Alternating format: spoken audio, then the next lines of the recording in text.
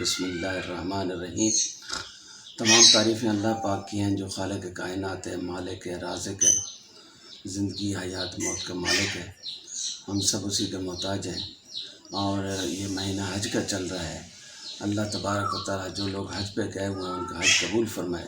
جو حضرات جا رہے ہیں اللہ ان کو خیریت سے لے جائے، اور جو حج کریں گے اللہ تعالیٰ ان کو خیریت سے اور قبول فرمانے والا حج، تمام حاجیوں کا حج قبول ہو۔ آج کے ولاگ میں 3 چیزیں ہیں۔ ایک تو حاجیوں کے متعلق کچھ قوانین میں تبدیلی کی گئی ہے، کچھ سہولت دی گئی ہے حاجیوں کو، اور کچھ سعودی عرب کے اندر جو لوگ کام کرتے ہیں ان کی خبریں ہیں۔ تو میں اس سلسلے میں جو ہے ولاگ بناتا ہوں۔ آپ حضرات سے گزارش ہے جو پاکستان میں سنتے ہیں، کم سے کم کسی نہ کسی کے جاننے والے کا تو آدمی بار ہوتا ہے، تو یہ چیزیں خبر دینے کا مقصد یہ ہوتا ہے کہ بھی آپ تک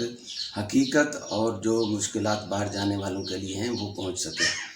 اور حج پہ جانے والے تو تمام سب آدمی جو ہے ہمارے سب کے مشترک ہوتے ہیں۔ تو آج کی سب سے پہلی خبر تو یہ بتاتے ہیں کہ سعودی عرب میں جو حاجی جا رہے ہیں ان کے لیے یہ خبر ہے کہ وہ سگریٹ کے جو ہے وہ کم سے کم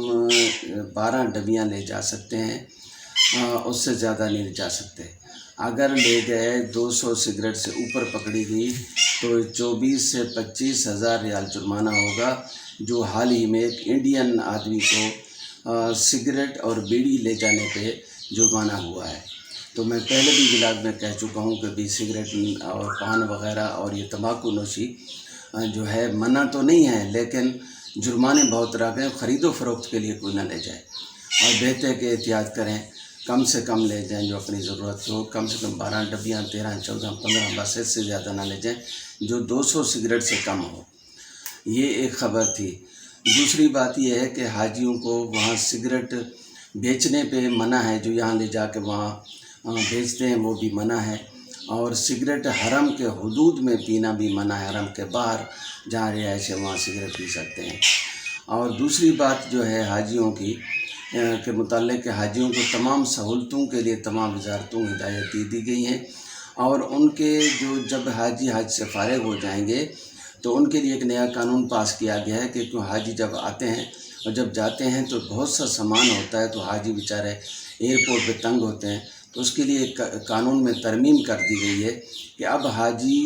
جانے سے 24 گھنٹے پہلے ان سے معلم حضرات سامان لے لیں گے،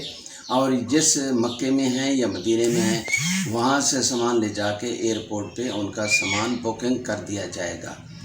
اور پھر جب دوسرے دن جانے کا ٹائم ہوگا تو حاجیوں کو مشکلات پیش نہ آنے کی وجہ سے یہ اقدام اٹھایا گیا ہے کہ پچھلے سالوں میں حاجی بہت تنگ ہوتے رہے ہیں، اور سامان کے وقت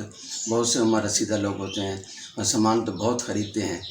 کھجوریں، زمزم وغیرہ بہت سے سامان، تو یہ اقدام کیا گیا ہے جو حاجیوں کے لیے بہت ہی فائدہ مند ہے۔ حاجیوں کو مشکلات نہیں اٹھانی پڑے گی۔ اور یہ 2 خبریں تو حاجیوں کے لیے تھی۔ تیسری خبر جو ہے جو حضرات وہاں رہتے ہیں اور وہ وہاں پہ کام کرتے ہیں، تو ان کے لیے ایک تو دوپہر کے ٹائم 3 گھنٹے کا وقفہ کر دیا گیا ہے۔ دوسری بات جو آدمی وہاں رہتے ہیں وہ تنازل لینا ایک کفیل سے جب 2 سال پورے ہو جاتے ہیں دوسرے کفیل کے لیے تنازل لیں گے تو وہ فری آف کاسٹ کر دیا گیا ہے، جبکہ پہلے یہ قانون تھا کہ کفیل پیسے لیتے تھے، اب پہلے والا کفیل پیسے نہیں لے گا، اور دوسرے والا بھی اس کی تمام ذمہ داری قبول کر لے گا۔ تنازل یہ آدمی کے اوپر ہے کہ وہ پہلے کفیل کے پاس رہتا ہے یا دوسرے کے پاس رہتا ہے، تو یہ بھی بڑی اچھی خبر ہے۔ اس میں اور بھی تفصیل ڈیپ میں بہت ہے، میں اس میں نہیں جانا چاہتا، وہ کسی اور ولاگ میں بتائیں گے۔ دوسرا یہ بھی بات بتائی گئی ہے کہ ڈرائیور خاص کے لیے کافی پابندی لگائی تھی سعودی عرب نے پچھلے 1 سال سے سعودیزیشن کو، سعودیوں کو پروموٹ کرنے کے لیے، تو وہ کسی حد تک کمزور ہو گئی ہے کہ ابھی جو اعداد و شمار جاری کیے گئے ہیں ان میں بتایا گیا ہے کہ سعودیہ کے اندر 7 لاکھ افراد ابھی بھی سائے کے خاص پہ ویزے پہ کام کر رہے ہیں، اور مزید ان کی 1 لاکھ سے 3 لاکھ آدمیوں کی مزید ضرورت بڑھ گئی ہے، جس کے لیے کفیل اور لوگوں نے درخواستیں دی ہیں، اور وہ حکومت مجبور ہو گئی ہے کہ ویزے جاری کرنے کے لیے۔ تو یہ بھی ایک بہت اچھی خبر تھی جو میں نے کہا میں شیئر کر دوں، جو حضرات ہمارے باہر رہتے ہیں یا جو جانے والے ہیں ان کے لیے اچھی خبر ہے۔ تیسری ایک بات یہ ہے کہ جو حضرات باہر سے خروج لگا کے یا حروب کے ذریعے آئے ہیں تو اس قانون میں بڑا فرق ہے حروب اور خروج میں۔ جو خروج پہ آئے ہیں وہ تو واپس سعودی عرب جا سکتے ہیں، اور جن کا حروب کا مطلب یہ ہوتا ہے جو کفیلوں سے بھاگ جاتے ہیں پھر حکومت سعودیہ پکڑ کے ان کو واپس بھیجتی ہے، ان کے اوپر لائف ٹائم پابندی ہو گئی ہے۔ تیسری بات، جو آدمی وہاں پہ پاکستانی، انڈین یا جو بھی، اگر کوئی حج کے متعلق خلاف ورزی کرتا پکڑا گیا، جو کہ جیسا کہ اب یہ حال ہی میں 4 آدمیوں کو پکڑا ہے، ایک یمنی ہے، ایک مصری ہے، ایک انڈونیشی ہے اور ایک سوڈانی ہے، تو وہ ان کو پکڑ کے جیل میں ڈال دیا گیا ہے کہ وہ وہاں غیر قانونی طور کے اوپر رہ رہے تھے اور کام کر رہے تھے۔ تو اب ان کے ساتھ ساتھ سعودیوں کو بھی پکڑا جا رہا ہے کہ جو غیر قانونی کام کرانے کے لیے بندوں کو رکھتے تھے۔ تو میری گزارش ہے کہ کوئی بھی غیر قانونی نہ رہے، قانونی طریقے سے رہیں، اور کوئی مسئلہ ہے تو اس کو حل اپنے کفیل یا اپنے تعلقات یا اپنے جوازات سے جا کے حل کریں۔ میں آج کا ولاگ اسی کے اوپر ختم کرتا ہوں۔